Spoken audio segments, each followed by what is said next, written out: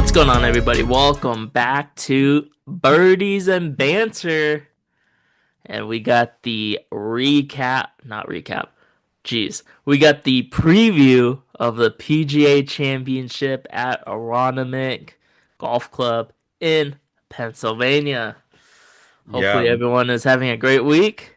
Derek Al from Chronicles from the Upper Deck and myself from the MPP Live. If you don't know us, and this is your first episode, and if this is your first episode, man, have you been missing out, right, Derek? if you don't know, now you know. No, and I can't repeat the rest of the lyrics from the notorious B.I.G. But yeah, it's great to be here with you. Exciting, exciting, exciting. I'm excited for this PGA Championship. Usually the venues are kind of meh, but we're going to Aronimink, which is always fascinating to go to Philadelphia. I think a lot of us, obviously we live on the West Coast, but a lot of us, when we think of Philly golf, we just automatically think of the Whisker Baskets at Marion, which is hosting the U.S. Amateur this summer.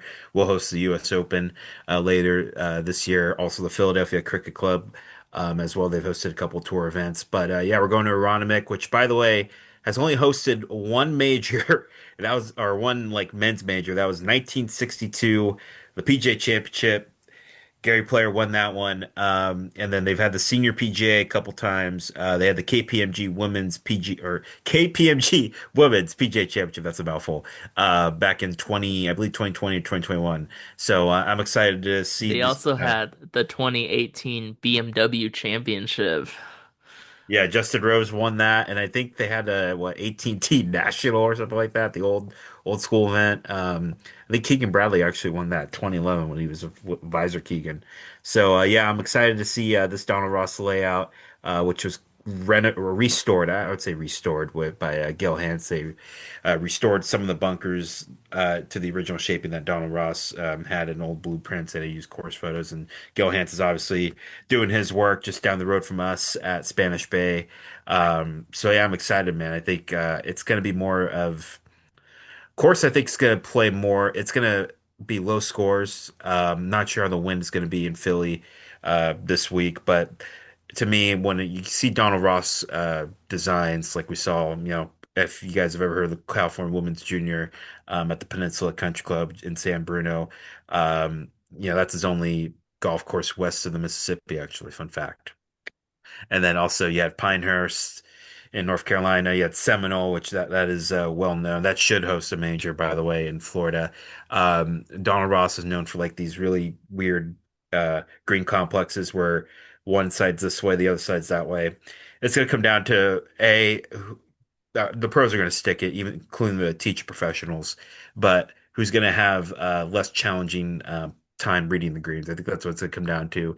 Obviously, avoid the bunkers too. They have like I think Yeah, 122 bunkers, I think more than that. I think it's like 76, or 78. yes, Yeah. yeah, in that range. So it's gonna be a fascinating test. I know the rough's pretty thick, but mostly the PGA Championship, what they tend to do is they like to promote birdies and eagles right off the gate. So you're not going to see like even par, which we will see at the next major, at the U.S. Open next month at Shinnecock. But yeah, exciting to see who's going to win the Wannamaker Trophy.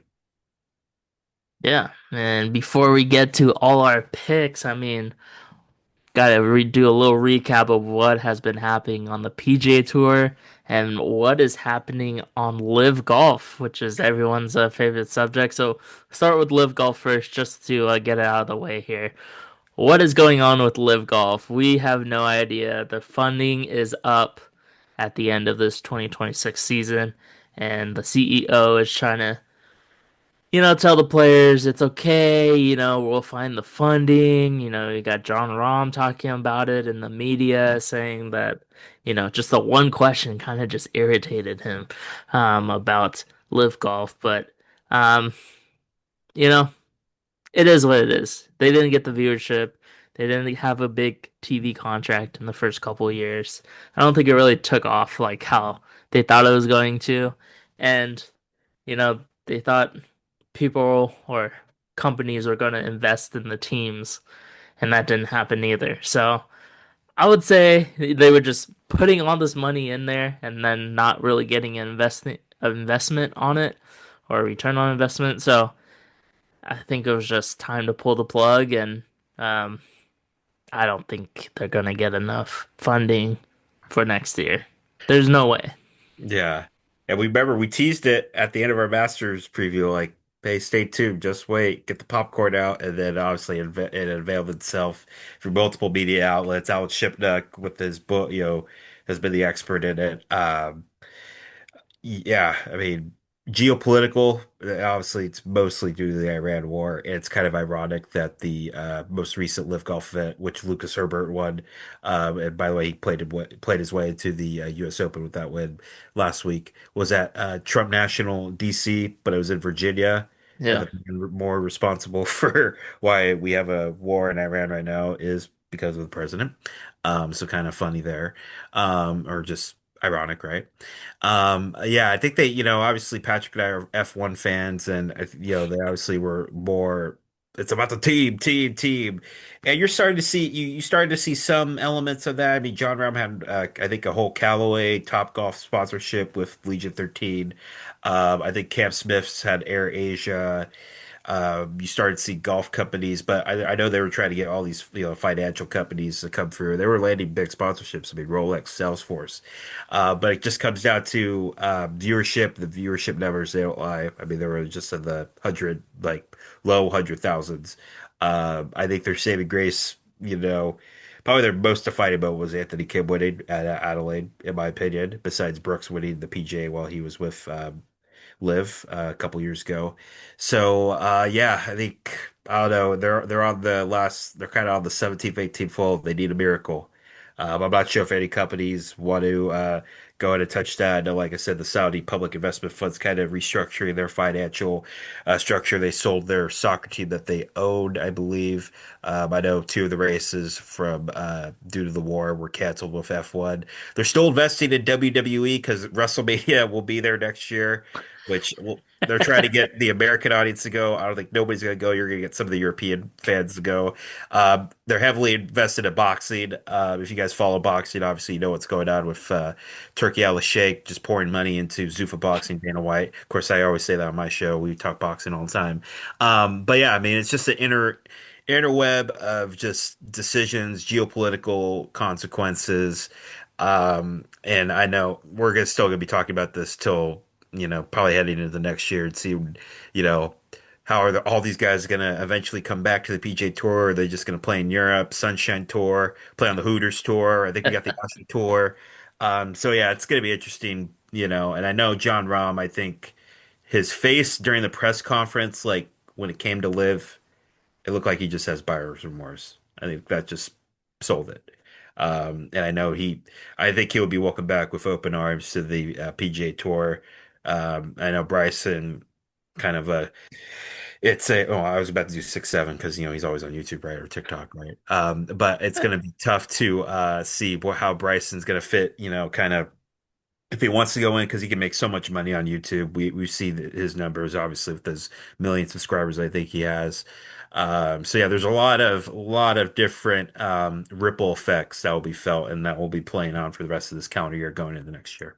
Yeah, just one thing about Bryson is that it sounds like what his comments are saying, he can do a lot better on YouTube than on the PGA, and he thinks that the PGA needs him, and so he's trying to like work out a deal and trying to get the most money or whatever. But Uh, I don't think that's the case anymore. Maybe first year when Liv started, it was sad to see Bryson go, but I think the PGA is in a lot better place than it was, and there's just so many players that can win every week, and just starting to hear all these names, you can. I don't think the PGA Tour really needs Bryson anymore. I He's not mean, really. I don't yeah. think he's gonna move the needle that much. I mean, it's kind of what you see in work and in sports and in life. But I said this to our boy JJ Sanchez. It's like there's going to be guys coming up behind him that are going to take the throne and be a superstar. I mean, Bryson left. We saw Cameron Young kind of take his place, Will Zalatoris a little bit. So you're seeing guys kind of take that mantle, take that step. But yeah, I mean, I think Bryson eventually, nobody will remember you for how many subscribers you have. They're going to remember you for how many majors, tour wins, all that. Yeah. So that's just He's still he, playing the majors, so and it's not he's like still playing he's the majors. Yeah, he just chilling on the DP tour, you know. So he'll be he, exempt for the next decade. But yeah, I think obviously he's just trying to. That's just negotiation talk. yeah, just trying to get the upper hand on it. But Yeah, enough of live golf. Let's catch up with the real tour here. Um, After the Masters, I mean, we got the RBC Heritage. Just seems like so long ago. It's almost a month ago. Matty Ice beat Scotty Scheffler in a playoff. Matt Fitzpatrick was up, I think, like three shots with three holes to go, and yeah. uh, Scheffler kind of just closed the gap, and Matt Fitzpatrick bogeyed the last to force a playoff, and then Fitzpatrick just stuck a beauty on on the first playoff hole to like 4 or 5 feet, and Yeah. then sunk the putt. So that really got the juices flowing for Matt Fitzpatrick because the very next week he goes on to win the Zurich with his brother Alex. So Amazing story right there. And yeah, I see a lot of the Twitter people, oh, Alex just got a free path to membership. Listen, he was hitting the shots too. I mean, come on, he was hitting the shots in Louisiana, and then he's followed that up with two very good weeks overall for him at the Cadillac Championship and also at the Truist Championship at Quail Hollow. So for all that talk, come on, just shut up. Come on, man. He's how been can you not be happy for that guy? I mean, yeah you know, it's always talked that he's been in Matt's shadow. You know, he's just like that, the little brother, right? Little brother. yeah. That, you know, he's just over on the DP World Tour, not really doing as much as Matthew has. So it's good to see him win and yeah, to follow up his win and then good back to back finishes. I mean, that's gonna earn you some money for the next couple years. So Yeah, and the Wake Forest connection too, which I did not know about. They stumped NBC Sports stumped me. Alex Fitzpatrick was teammates with Cameron Young, and Cameron Young's caddy at Wake Forest. Insane, man, how the world works and how small the golf world is. And then obviously his teammate Cameron Young doing big things. Boat race the field at Trump Doral, and yeah, there was no crowds because they're all at the F1 race at Miami Gardens around Hard Rock Stadium, and but he just put on a absolute yeah. phenomenal show. Supposed to be a tough course, and Yeah. I think he shot 8 under the first day, maybe. Yeah, It was a wrap by Saturday, man. So Cameron Young continues to play well. Also played pretty well last week at Quail Hollow. Yeah, Chris Rayton, who was like the last man in the field at the Cadillac Championship, played well. Stays in the field at the Truist, and it was a loaded leaderboard going into it. Yeah, a lot of guys looking for the first win. Nikolai Højgaard, Ricky Fowler turned back the clock. Looked like to 2012, 2015. Ricky just hit that missed putt on 16, and you knew somebody was going to win it. And it was just Rayton who just took the reins. And congratulations to him, first win, second. Second Norwegian player to win on the PGA Tour, joining Victor Hovland. So it's good to see him get that W. And he was just very like nonchalant about it, but I mean emotional too, just to get your tour card secured yeah, for the next couple of years. And we've seen Quail Hollow be kind of the launching pad for stardom. We've been Max Homa, Wyndham Clark, and then obviously Rory. yeah. And we also had an alternative event from the Truist, and we got the One Flight Myrtle Beach Classic. Wow, what a name. We got Brent Snedeker. Talk about turning back the clock. I mean, I thought this guy was on the Champions Tour already, but shout out to him. Gets it done. Myrtle Beach Classic. Now he gets this card for, you know, the next couple years and gets to play in signature events. So, Yeah. I mean, there are a lot of young stars in that field for sure, you know, trying to find their win. And then Snedeker is the one that gets it done. So Yeah, I we'll gotta see that. rewatch his I'm gonna rewatch his route after just because we were watching the what was going on at Quail Hall. I changed channel with my dad and it's like what is that red right? Snedeker's leading? Holy cow. Sucks for my boy Mark Hubbard, San Jose State alum.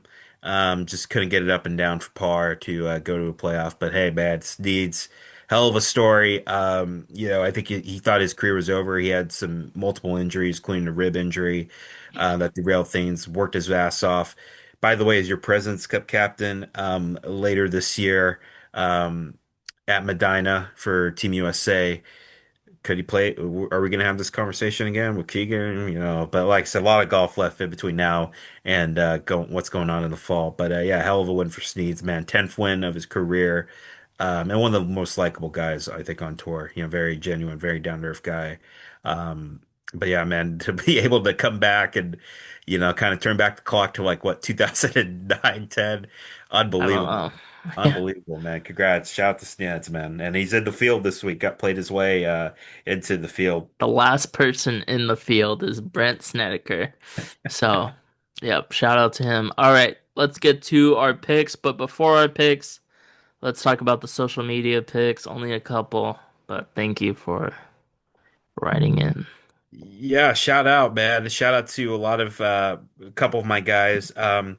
Two popular picks. My boy Max Miller at 12 Max M on Instagram, Scotty. I think Scotty, I did say he would not win a major. I'm still going to hold to that fact, but I think you're starting to see him kind of trend towards that. Kind of, I'm going to get on a run here. But the issue is that it's his iron game, man. We see some wild iron shots, and then the putter. I wouldn't say he's making like bad strokes or anything like that. He's just misreading, kind of misreading the speed or misreading the line.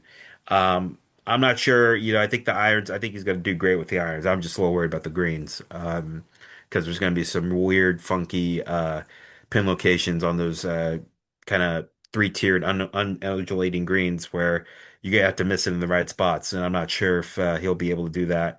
I feel like he's going to be in the mix though throughout all 4 days. Should be interesting to see Scotty. And shout out to my boy Colin Parrish, who is not on social media, but I happened to just say, he lives in Philly and he's going to go to the event on Saturday.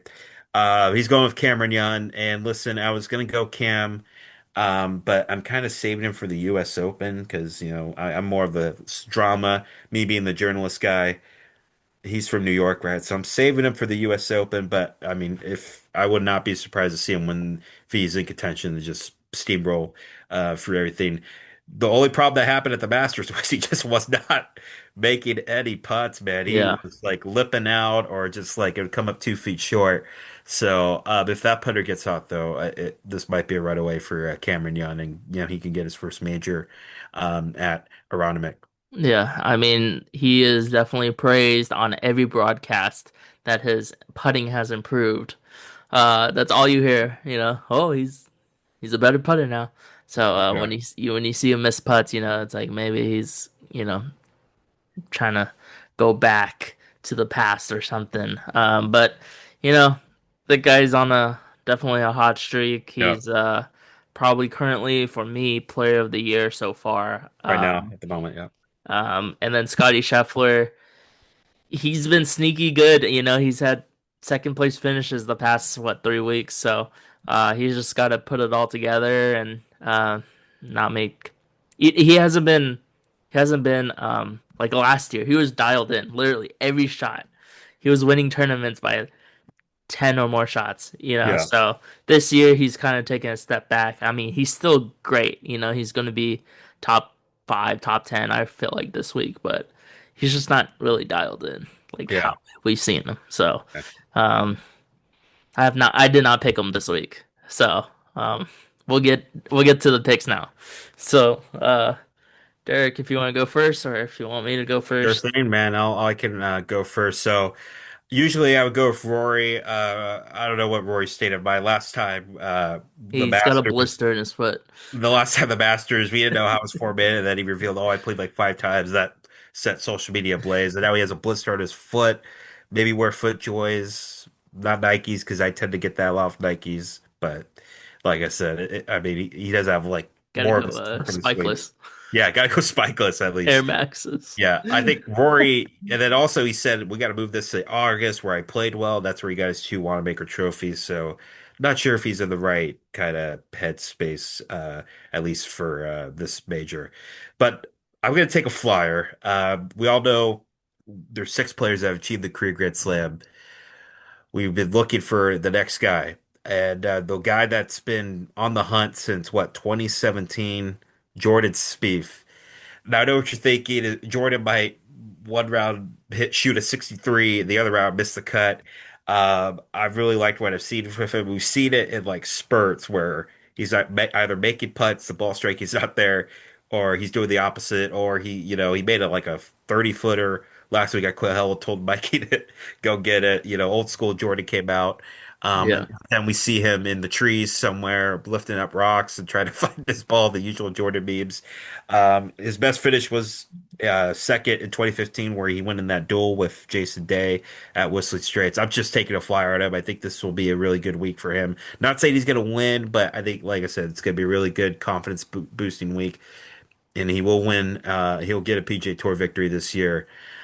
My other guy that I am going to roll the dice on, another guy that hasn't really shown a lot of form during the regular season, but the numbers don't lie. Russell Henley, he's finished in the top 10 for three straight majors, five out of the last seven. He snuck on at the Masters and then just couldn't buy his putter in the back nine. I think he's gonna get it done. He might just kind of be one of those sneaky, like Sean McKeel type players, Jason Duffner, where they just have the week of their lives. And he's number 8 in the world. We don't talk about him a lot in the any media, golf media show. So Quietly number 8. quietly just going about his business, man. And I feel like it's going to be a really good week, and perhaps he might stun the world a little bit and get a win. But we said this guy's name earlier. I've never picked him in like any major event just because in 2022 when he got up and down from that fairway bunker in 18 at the country club, I'm like, oh man, this might be a one and done major for him, for Matt Fitzpatrick. But I just feel like he's found his confidence, he's found his swagger on the golf course. This Aronimink, you need accuracy driving, you need really good ball striking, and a great putter. He's found all three of those. I feel like he's going to get it done. He's due, man. He's due for a big win. And fun fact, um, the last Englishman to win the PGA Championship, there were no cell phones because that happened in 1919. Jim Barnes defeated Fred McLeod at 6-5. Remember, the Well, PGA before, I think it was like the 50s or 60s, was a match play tournament. So Matt Fitzpatrick, I feel like will become the first Englishman to win the Wannamaker Trophy in the modern era. I feel like he's due, man. He's due for this big week, and looking forward to seeing him kind of conquer Aronimink and also get that second major and just finally assert himself into that superstardom that we've all been seeing him since he was an amateur. nice. Pretty solid picks. Usually, Derek and I don't discuss who we're picking, but he did send me a text who he was gonna pick. So, Yeah. I told him I wasn't, none of We his always find a players. player that we. Yeah, yeah. Like last was it the Masters? Cameron Young Oh, was the guy that we chose. yeah. So, I'm challenging myself this season 2 of Birdies and Banter, and I'm trying to pick players that I have not picked in the last three. So, or last two. So, the players that I cannot pick: Colin Morikawa, Jake Knapp, Sahith Theegala, Matthew Fitzpatrick, Cameron Young, and Justin Rose. I mean, they were pretty solid Masters picks, and none of them got it done. So, And Jake Knapp withdrew. Hopefully he gets better. He's been dealing with some injury issues, and Tom yeah. Hoge got his spot in the field. I mean, how can you get injured with how slow he swings? I mean, come on. Smooth, smooth as butter. You didn't say your PGA Pro pick. Oh yeah, yeah. Shout out to our PJ professionals, no matter if you're playing this week or not. Thank you for continuing to give back the game and helping our future champions. Not going with Michael Block. We have no Northern California representations. The guy that I'm going with is Tyler Collette, who won the PJ Professional Championship last year. He's due to make the cut. He's due to make the cut. He's been coming close. He played last week, I guess, and made the cut at the Myrtle Beach Classic. So yeah, I think Tyler Collette's going to be your low teaching pro. He teaches at Johns Island Club in Vero Beach, Florida. So shout out to Tyler Collette. He's going to get it done. Nice. I'm going to start with my PGA professional that I'm going with. I'm going with the hometown guy, Braden Shattuck. I don't know. But our boy RT, his hometown, Pennsylvania, I gotta go with the home guy with the Rolling Green Golf Club in Springfield, Pennsylvania. He won the 2023 PGA Professional Championship. Not the PGA Championship, the PGA Professional. Professional Championship. Yep. And then he finished low pro in 2024. So, I mean, he can get it done. All right, so on to my three picks. Ready? Trouble. First one is going to be with Xander Souffle, as I say. Xander Schauffele. Uh, he's had like a little slow start to the season. I think he barely made some cuts there in the beginning. But he has had a third place at the Players Championship and tied for ninth at the Masters. And in the 2018 BMW Championship that Derek loves, Yeah. he was actually tied for third at that championship. He loves Donald Ross designs like Eastlake, so he should be very well prepared to handle anything that gets thrown at him. Yeah. And Broke he the ice. and he ranks third in scrambling. Yeah. And you said, Uh, by the way, you said hometown, but it's home state Home state, yes, yes, for our yes. boy RT. I Shout was out. hoping that, that was just, that was fine. All right, my next pick, this one, talk about off the rails. I'm going with last week's winner of the Truist Championship. I'm going with Christopher Wrighton. Gonna shock the world back-to-back weeks. Um, I'm not gonna lie, I didn't really see him play last week. But he won last week. He joined Hovland as the other golfer to win on tour from Norway. And but he has won twice on the DP World Tour and the Challenge Tour. I don't know what the Challenge Tour is, but he won on it. He was tied 41 at the Masters. His name was on the leaderboard, I think Thursday or Friday, but slowly, you know, went down the standings there. He was tied second in the Zurich and tied 14 in the Cadillac. So, I mean, he's had what is that, 4 good weeks out of 6. So Yeah. I think his game is in the right place, and he has no expectations. I feel like he doesn't really know Aronimink first time playing. He's just gonna shoot from the hip. Yeah. And we need to have a Ryder Cup in Norway. I mean, if we're having all this talent, Norway or Sweden, somewhere in Scandinavia. But yeah, man, he's having a hell of a run, especially going back to the Challenge Tour. I think it's the Hotel Planner Tour now. That's like the Corn Fair Tour for the European Tour. But yeah, I know he finished like top five, top 10, I think, in the race to Dubai standings last year, which automatically gets you a PJ Tour card. So he's finding his foot out there. Man, it just takes 1 week. We see that with John Daly. It took 7 alternates for him, and then well, obviously we saw what happened in Yeah. 1991, and then obviously like Rich Beam. I mean at Hazeltine too. So it just takes 1 week, man, and your life can change forever. Yeah, I mean, I would definitely say his life changed just with his win last week being a Amen. signature event. I Yeah. mean, that guy won what, $10 million, Yeah. something like that. So, and then with my last pick, I'm going with Adam Scott. Tied 24 at the Truist, tied for fourth at the Cadillac. He's number three strokes gained approach to the green, which you definitely need on this course. Second shot course. He's number ninth in greens and regulation, going to back to approach to the green. And but his last top 10 finish in the PGA Champ was tied eighth in 2019. So um, quite a long time um, for his top 10 finish. But you know, hey, he's a good ball striker. I mean, his swing is uh, probably ranked in the top 5. So Um, those are my picks. I feel like, you know, I probably could have picked others, but I gotta save these picks. I was telling Derek today that I'm starting to think about who am I going to pick for the US Open and for the Open. So I gotta save some people that I think could win. But my picks could win this week. We don't know. we're due for like a random PGA Championship where I just feel it. There's a lot of people that could win this week. Yeah. But with Adam Scott, he played in 20, he played there, got a top tied for third finish, I think at the AT&T National 2011.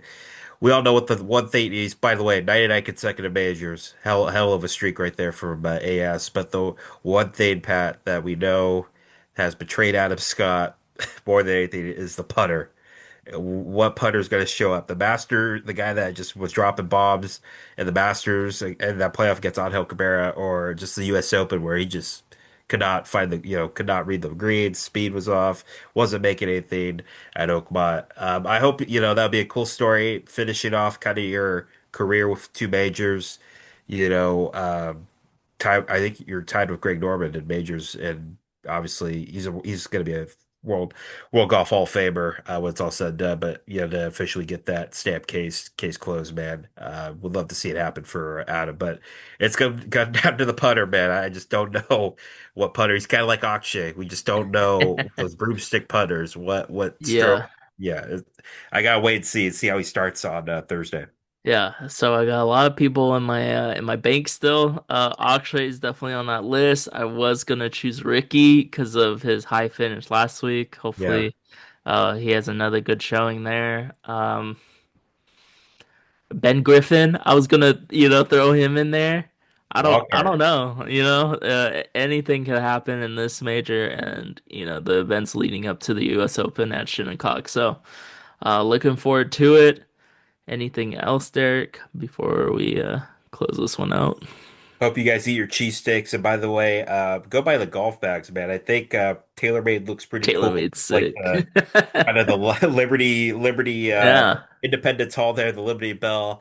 I forgot Callaway, I think, was doing one for like I think this like Sixers colors, but like USA. I think they have like turf that's supposed to be like the Philly fanatic on the handle. I like the creativity this week, I really do. But it's gonna be a good week, man, in Philly. The fans, I think, are getting a little rowdy, especially whoever, Sixers lost, so yeah, the yeah. Sixers and Flyers both lost, Yeah. both got swept too, which is the annoying part for our Philly brethren. But it should be a fun week out there, and looking forward to it. And a lot of cheesesteaks will be ate. They got a lot of free food. I guess that's part of the ticket package now. Yeah. You get a food, so it's gonna be a nice atmosphere at Aronimink and well-deserved champion on Sunday night. Yep. Looking forward to it. And of course, we'll have the recap video next week All covering right. everything from the PGA Championship. So we'll see everyone